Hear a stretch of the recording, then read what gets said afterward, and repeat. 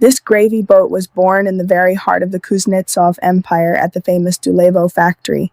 Imagine the roar of molding shops, the heat of enormous wood-fired kilns, and the whiteness of liquid porcelain, which the artisans affectionately called lace. It was the turn of the century, the heyday of Russian merchants and exquisite Art Nouveau.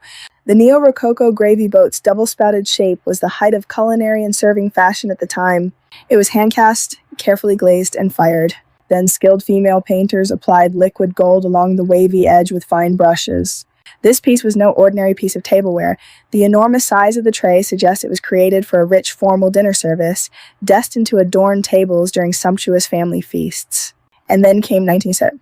In the whirlwind of revolution and communal resettlement, enormous dinnerware sets were mercilessly shattered. Our hero miraculously survived, but time and circumstances exacted their toll.